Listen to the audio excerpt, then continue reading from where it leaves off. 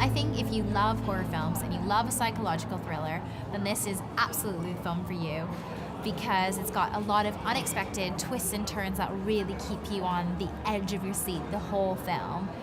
I think people who are looking for a more discerning, more involved, and more layered kind of horror film would really love Plastic Toys. Plastic Toys is a different story, which will be something between danger and something what you are not expecting to see. Yeah, and Paul asked me to get involved in writing the music, so I've just been working with him on Kill Mode, which is a short he was just doing before this feature film. And what I like about Paul's writing is that there's often quite unexpected things, which really keeps you quite gripped, on the edge of your seat. And I think that'll be great for an audience in this film. And it's not like one of those horror films that come out every Halloween. The story's fresh, it's exciting, and there's a deadly twist as well, which is great. The horror bleeds in slowly, but once it bleeds, we go to a very dark place. I mean, it's a very, very dark place. When we started working on Plastic Toys, we wanted to create something very special and unique. And we've decided to use very strong emotions and play on those emotions like fear, tension, the curiosity, excitement, and we wanted to present them in a very distinctive, sublime way.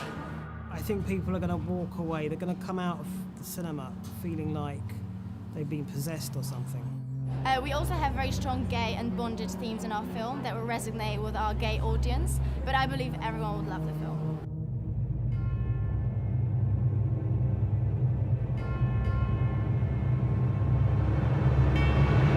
So at the moment, one of my favourite composers is David Arnold. What I love about his music, he wrote the music for Independence Day and Stargate and films like that, but for me what I really love is when he took John Barry's James Bond style film music, which is kind of very jazz in terms of the harmony. It's kind of a fusion between like jazz and orchestral writing. But what David Arnold did was take that up and give it quite a modern twist with the new Bonds, with Pierce Brosnan and moving through to Daniel Craig. I felt like he really kind of nailed the scoring, and it was just brilliant. Hans Zimmer Time soundtrack is my favorite one. It inspires, it has orchestral music and has amazing culmination. And by listening to that soundtrack, you see the film. You don't even need to see the video. You feel it, and that's the most important thing, that the music could express the feeling the best.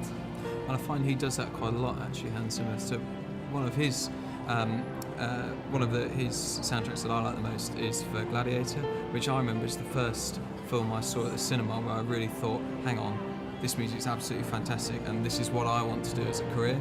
I just love his orchestration in Gladiator, and I think that kind of use of acoustic instruments mixed with electronic instruments as well, but not so the electronics that overtakes everything. I think he's really good at getting that.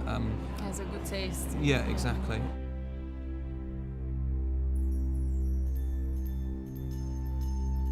Our social media drive is progressing great. We've recently got a new Twitter page, and in the first couple of days it's almost gained 100 followers. Our Facebook page, each post now is engaging with over 500 people, so that's a big step up from our previous week. Also our Instagram, we've recently set that up. Yeah, we've got a brand new Instagram account, and what our main goal to do with it is just to take backstage photos and really kind of get the behind the scenes feel from it.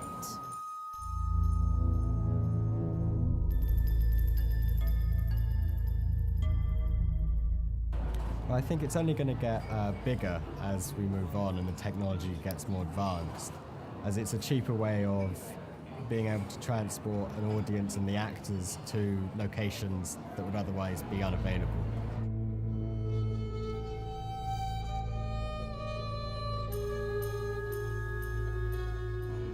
For Plastic Toys, we want to go for quite a modern and edgy feel, but using quite traditional orchestral like arrangements. I don't want to give too much away, but with the story, there's quite a few twists and turns, and musically that gives us quite a lot to explore. So at certain points we're in a nightclub, say, where we're we've got quite electronic music going on, but then later things turn quite dark, and I want to try and use quite a few gothic elements there, quite a bit of medieval instrumentation.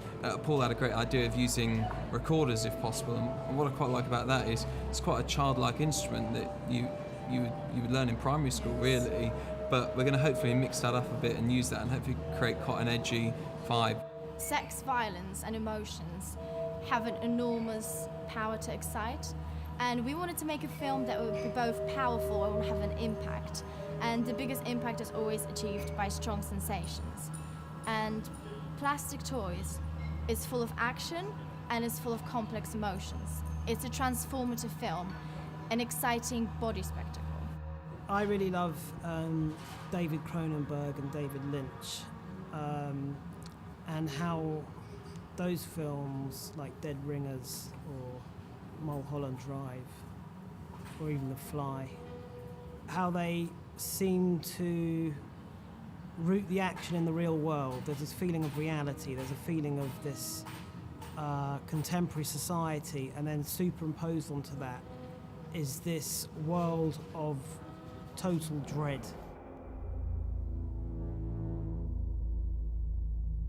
I prefer practical sets because it allows the actors to interact more and get a better performance across. But digital aspects are always going to be involved nowadays. The sex in a film is a multifaceted device. It's not purely for male gratification, and it's used exploratively in Plastic Toys.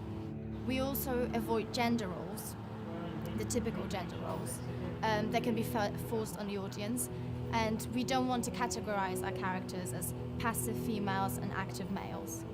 Zil, no one can deny it. Zil was a very handsome, alpha male.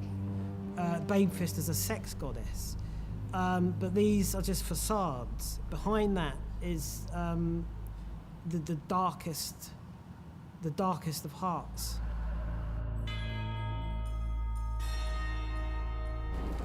Our aim is to just target as many people as we can, especially with Twitter, is just to reach out to as many people as we can and really get them as excited about the film as we are. And also to engage with filmmakers, marketers and other horror fans across the world. I think that's what's missing in the films with a strong central involvement these days is probably the visual aspect. A lot of films try to trigger emotions so hard that instead of making a film a piece of art, they're simply a tool to manipulate audiences' reactions. And we really didn't want Plastic Toys to be one of those films. I've been very lucky in the last couple of months to find an amazing addition to our crew. Magda's a superb producer. She's got so much energy, amazing ideas, constant support, constantly organising different kinds of events. We've now got Zavilla and Mike collaborating on the music. Zavilla's working on some specialised tracks, very kind of unique, different types of music with this sort of weird, sort of witchy edge to it. And we got some really, really good assistant producers on board recently who understand what we're trying to do here. What we want to do is make a film in our own way.